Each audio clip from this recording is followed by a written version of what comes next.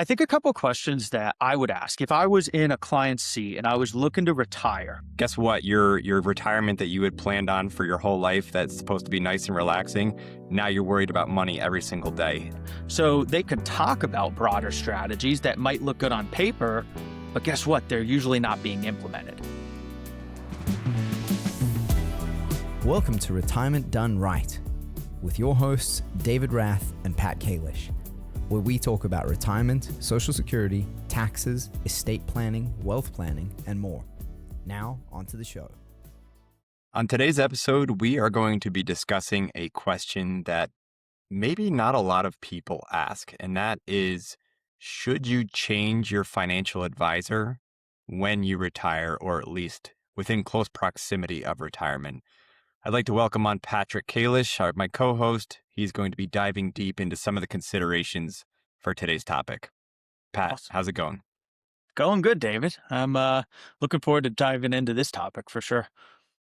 And this was something that you and I had come across on another industry podcast, and it kind of stoked our minds as far as what should somebody on the opposite side of the table be thinking about if they are either not working with an advisor or they are working with somebody who might be more in tune with the accumulation phase of their lives. And so why don't you take a second and break down some of the key elements that somebody that is going through this transition in their life, what should they be thinking about as they are entering into this new phase?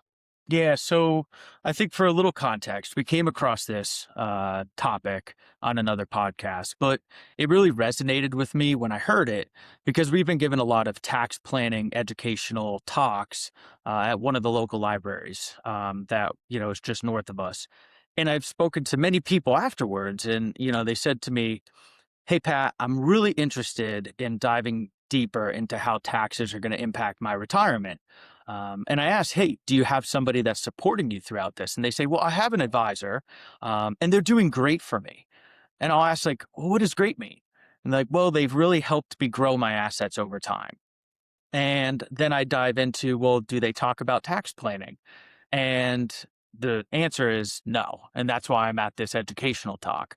So it definitely had me thinking of, should people think about changing advisors come retirement? And I think the impetus to this is that when you're working, right, you're making deposits into your account. And I think the goal, right, is to grow your nest egg to, let's call it your magic number for when you can officially retire. So really the goal is growth at that point. And I think a lot of advisors are really great investment managers, helping them create the right allocation to grow their assets. But then when you retire, things suddenly start to change, right? You're not making deposits at that point, you're making withdrawals. So how are you going to be able to create what I like to call your retirement paycheck based off your nest egg? And a lot of things start to crop up at that point. You need to start to think about, okay, what's going to be a safe amount that I can take in terms of distributions? How am I going to do that tax efficiently? How does that kind of work throughout, the overall aspects of my plan, like healthcare and Social Security planning? And those are topics that, I'm very passionate about. And those are topics that I think retirees need education and help on to ensure that not just the investments are covered, it's the entire picture when they start to hit, their overall retirement transition. Yeah, and you mentioned this in your seminar talk where almost ironically or counterintuitively, things get more complex for retirees. When they're working, they are working in a W-2 wage, most likely contributing to their 401k, and it's almost a seamless process. And then when they retire, there are now a variety of factors that you mentioned taxes. It's going to go into their tax strategy. It's going to go into the coordination with Medicare and Social Security, long-term care. There are a variety of things that retirees need to be thinking about. Guess what? I don't think a lot of them really want to be spending their time thinking through or reading through new tax code, making sure that they're making all the right decisions as they enjoy their retirement. That's what they should be doing. So you mentioned the taxes, and this is obviously front and center for us, especially at Continuum Wealth Advisors, because we do have a sister tax team on board in-house. It is convenient for us to be able to coordinate the strategies for our clients that are both clients of wealth and tax. Yeah. But that's not the case for a lot of people that are working with advisors. What is the typical scenario if you are working with an advisor or if the client's working with an advisor and they have an outside tax professional helping them? It's it's tough, right? And I don't want to negate the importance of saving before you retire. Like that takes a lot of sacrifice, and I think having the right partner is really, impactful to accumulate like your assets. But like you said, things definitely get more complex in retirement. And that's what I find is when a lot of people start to lean in on other professionals. Because when you're working, right, you're collecting that W 2, taxes are withheld from your paycheck, wash, rinse, and repeat. But then when you hit retirement and you're starting to take distributions from your overall nest egg, now you not only have to start to think about like withholding, but you need to start to think about the impact to many other aspects to your overall nest egg. And that's when I find people are starting to think, oh, I really need to work with my CPA on a few of these strategies. But they usually start with their advisor. And I think a common response from the advisor, if they're not comfortable, is to say, oh, well, why don't you talk to your CPA? I can't give tax advice. Personally, I don't think that's good enough because I think it's a really big component to someone's retirement plan. But then what happens is there's not this streamlined communication between the client's CPA and their financial advisor. So they could talk about broader strategies that might look good on paper, but guess what? They're usually not being implemented. And you and I talk about this all the time, David, right? Like these strategies are great, but the implementation is where the money is made at the end of the day. Yeah. So that's where I see there just being a very big disconnect if there's not this joint collective effort in it ensuring that the comprehensive plan is being followed through with. Yeah. Information without implementation is essentially useless. And if you Yeah. don't have that coordination with a CPA or with an outside tax preparer, you could not only not see a plan followed through, but also maybe there is a lack of communication, let's say for a Roth conversion, right? And the tax preparer is not necessarily doing any sort of planning and maybe if there's estimated payments that need to be made and then that person gets hit with a surprise tax bill, we would only be able to see half that story from the investment side of things as we made the conversion from an IRA to a Roth and say, make sure that your tax preparer is aware of it. Well, that's where the story ends usually. Yep. And hopefully that information does get passed along. And then there is some action taken on it on the accountant side. So having that tax team in house, I think, is a really nice luxury for us because we are able to coordinate those types of strategies. Yeah, and I mean, it boils down to communication. And what I find too is that a lot of times people are only working with their CPA during tax time, right? Like you start to get the paperwork in the mail, you get your 1099s and such, and then you're like, okay, now I need to loop my CPA in to prepare my taxes. Once the taxes are prepared, that relationship a lot of times just ends, right? Where I think it's important to keep the CPA involved as a consultant throughout the year. And typically, David, like we know a little bit more about the client's situation throughout the year than the CPA does because the CPA kind of just knows what's given to them. So I think having that coordination throughout the year is so important.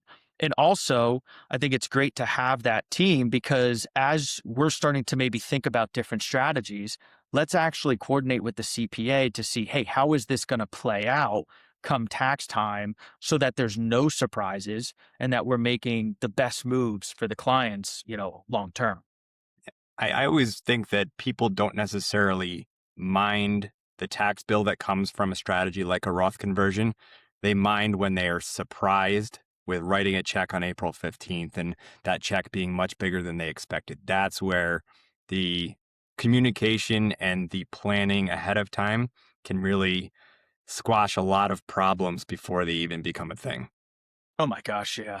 And it brings me up to like this other topic too. I think when I think tax preparation, I think of that being a cost, to the client, right? Like you got to get your taxes prepared, whether you're paying TurboTax or the CPA, it's a cost to you to get them filed. Tax strategy is meant to be an investment. It's meant to allow you to keep more money in your pocket long term. So there's a big difference in my mind in terms of tax prep versus tax strategy. And I think for retirees, you really need to be finding the right team, the right advisor, the right CPA that's going to dive not just into tax prep, it's into tax strategy to help you keep more of your money in your pocket. Perfect. And I don't think we could spend a whole podcast talking about taxes, but there are a few other points that I wanted to touch on. One of them is the idea of that ascent versus a descent. And sometimes we'll make the analogy to climbing a mountain, and people, I don't know if they're aware, but usually the descent is looked at as the more dangerous side for injuries, and something like a Mount Everest. Again, I didn't check this, but we heard it on that same podcast where they said more deaths occur on the way down from Mount Everest than on the way up. And it makes sense logically, because by that time you're already tired. It's a different skill set, and you're walking down the mountain and probably running into more accidents that way. But in a similar vein, people that are going through this decumulation phase, it is a totally different skill set from that accumulation. 100%. I mean, beyond just, okay, how much can I safely spend from the portfolio? I mean, that's a huge question. That's a big question that we get because people want to ensure that their nest egg is going to last a lifetime. What is going to be some guardrails that can be put into place so that you could spend wisely from your portfolio year over year? And then it dives into, okay, well, then which of these assets do I have to take into, should I take from first? And then what's going to be the impact? And then you start to layer on things like healthcare concerns through Medicare, Social Security planning. I mean, there's a lot of big decisions. And David, you mentioned this at the beginning. There's a lot of heavy decisions that retirees have to make when they're actually looking to pump the brakes in their life, right? Like they're retiring to hopefully maybe get some time back to themselves, to take a break from the grind of life. And now you're hit with all of these major decisions, many of which, you know, you make the decision once and there's no going back. So that's why I think, having a team behind you to kind of help you and guide you through these decisions will not only help ensure that you're set up financially, but it's also going to take a lot of the stress off your plate to hopefully allow you to actually enjoy your retirement and not be worried about your comprehensive financial plan.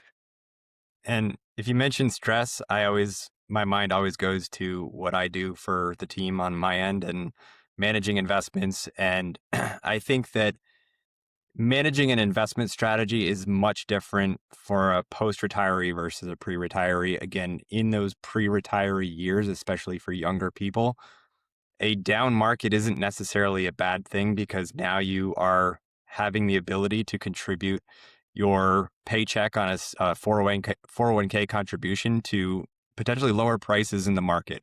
So it could end up being a good thing. However, once you retire and you're starting to draw from your assets, now it becomes a different animal, a different ball game, because drawing from a portfolio that has declined in value eliminates the ability for whatever that you're withdrawing. It eliminates the ability for that money now to grow in the long term. And there is a big risk that I don't know a lot of people are aware of, called sequence of return risks. And if you look at somebody that retired in 2007, and then you watch the global financial crisis cut their portfolio probably at least a third, maybe a half, depending on how they were invested,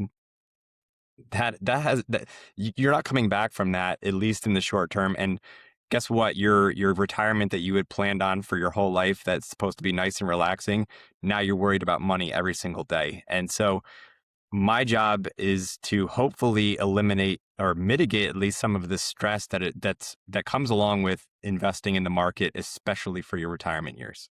I'm glad you brought that up. And I continually build these comprehensive plans. And honestly, the majority of my time for retirees is spent in the tax return. It really is. That's where I spend the majority of my time. But my work is meaningless if the portfolio isn't invested appropriately. And I say that because, okay, let's say that we saved someone 100,000 in taxes over, the lifespan of, their retirement.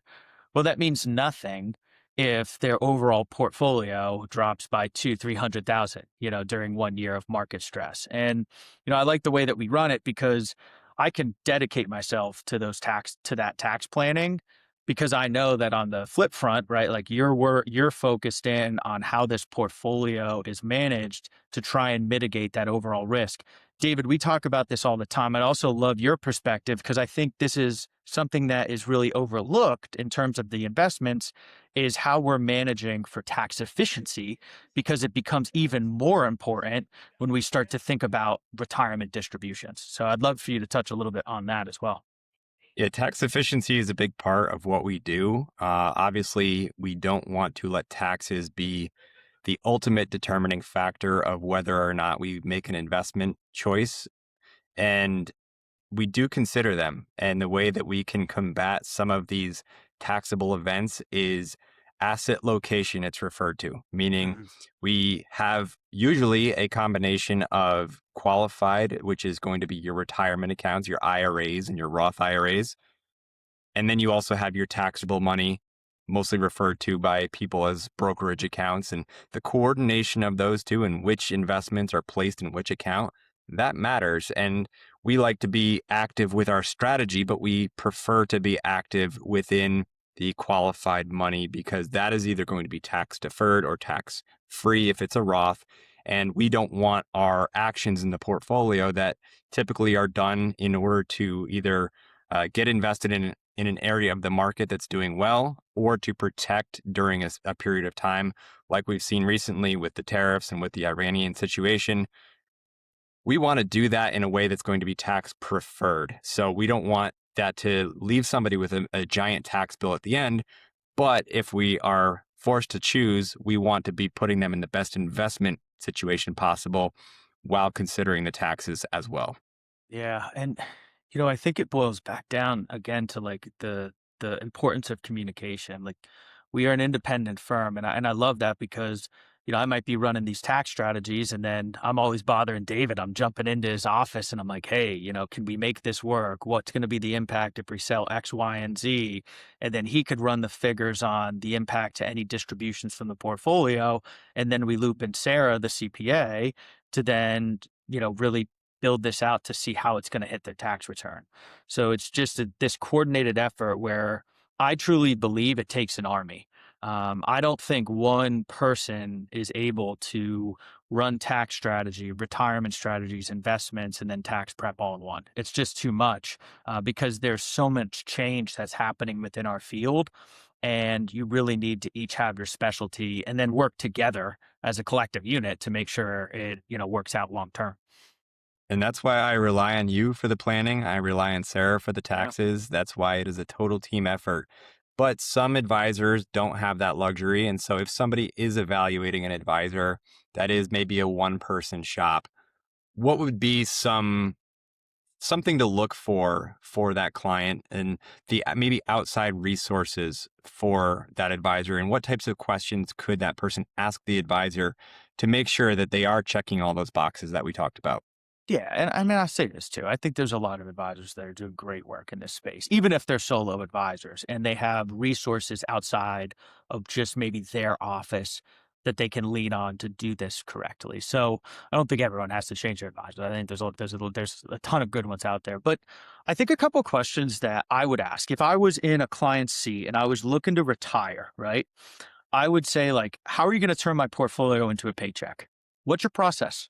Right. I want to better understand how we're going to start taking distributions from the portfolio. And then I think I would dive deeper and I would say, well, which accounts should we take from first and why? Um, and then, how are you basically going to not only manage the tax impact, but how are you going to manage things like Social Security, Medicare planning, and required minimum distributions? And then finally, the last question is, what's your process for reviewing my tax return every year?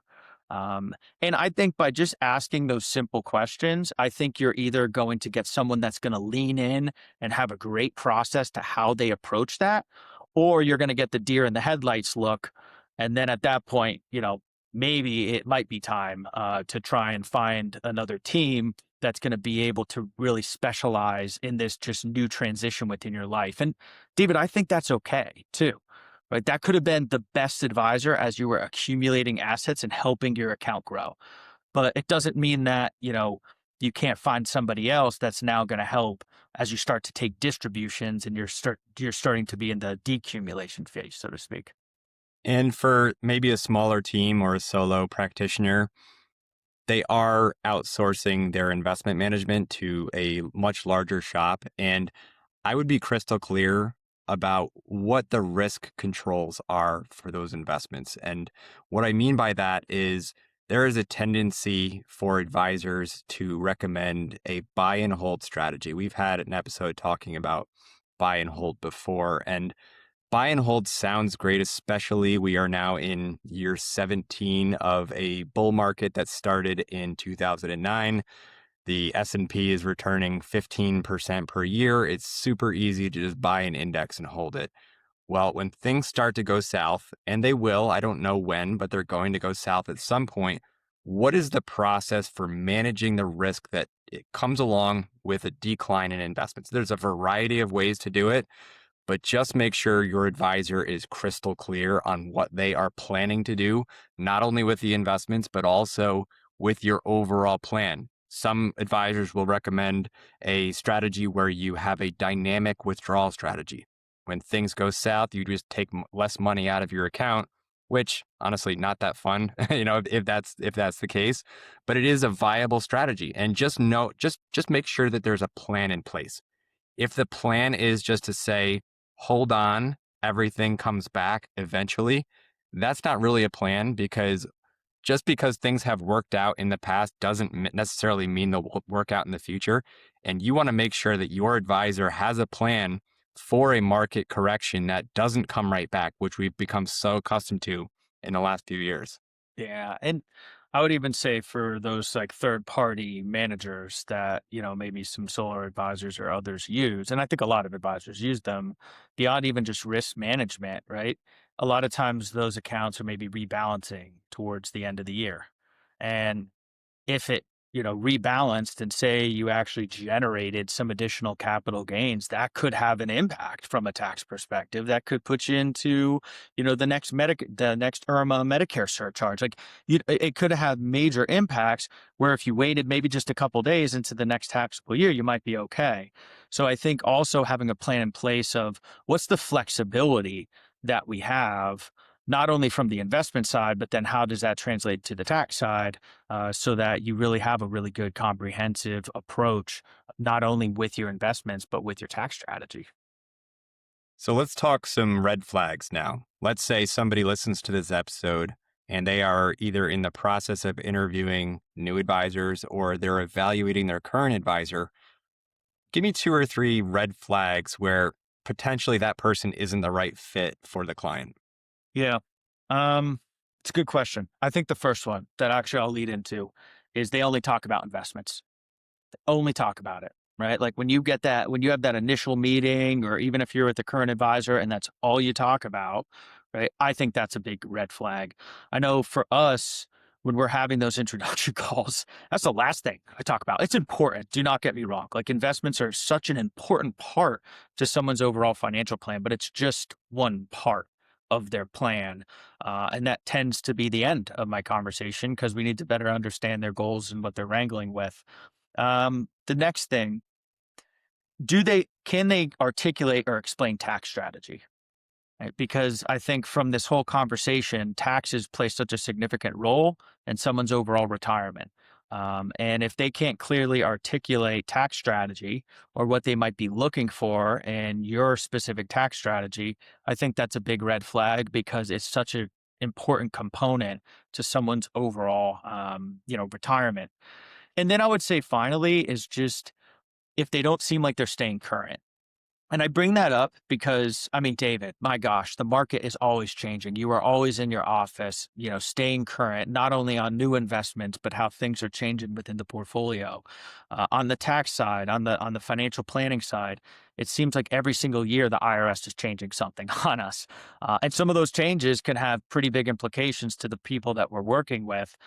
So I think if you have an advisor or a team that's kind of just set in their ways and they're not staying current and educated, I feel like that's a major red flag. David, something you said to me is, people pay us because of our knowledge, right? Like that's a big reason of why people come and work with financial advisors, because of your knowledge in the financial planning space. And if you're not staying current, then I really don't think you're doing a great service to those that you're working with. Just like it's easy to be a buy and hold investor during a bull market, I'd say it's relatively easy to be an advisor during a bull market, because just put your clients in some investments, chances are they're going to go up, and you can get away with maybe not staying current on potential strategies in the investment arena, changes in the tax law, making sure that you are up to date in your knowledge base. And when things start to change and when that dynamic starts to shift in the overall market, those advisors who have not been keeping up with things are going to separate from the ones they're going to fall behind from the advisors who have been. And so, again, we try to be front and center at the leading edge for everything that's out there in the investment, tax planning, everything that's out there. And I truly believe that that is going to set us apart from other advisors once that does change, because the market isn't going to go up forever. We know that. But when that time happens, I think that there will be a definite separation of those advisors who have been doing their homework and those that haven't. Yeah, and I think we work with a ton of intelligent people, and I think they're going to be able to get the feeling of, not even is this person educated, are they passionate, right? Because I think that's what you need. Like long term is, you're going to stay educated if you actually truly care about the topic and you want to learn more, because you just have this genuine interest in that specific portion of your field. And I think that'll come across in conversation when you start to ask some of the questions that we discussed. You'll be able to see, does a twinkle go off in their eye and they're like, oh yeah, let's riff, let's talk retirement distributions, or oh no, we better steer clear from that topic. Yeah. Are you borderline obsessed with your Yeah. job? And if the answer is no, then I don't know. Maybe that's not the right fit. Awesome. Good stuff. Well, this is good. And again, we're not calling for people to just start firing their advisor, Yeah. but just to plant a seed of things that you should be considering as you are entering into this new phase. And sometimes what got you to a certain point isn't necessarily what's going to get you to the next point. Yeah. And so at that transition, make sure that you are keenly aware of what the considerations are for you. And hopefully this can spark some conversations between you and your advisor, or you and a prospective advisor if you are interviewing them. So I want to say thanks, Pat. Any final closing thoughts? No, well said. Well said, David. It was a lot of fun today. All right, take care. Thanks for joining us for another episode of Retirement Done Right. To learn more, visit us at contwealth.com.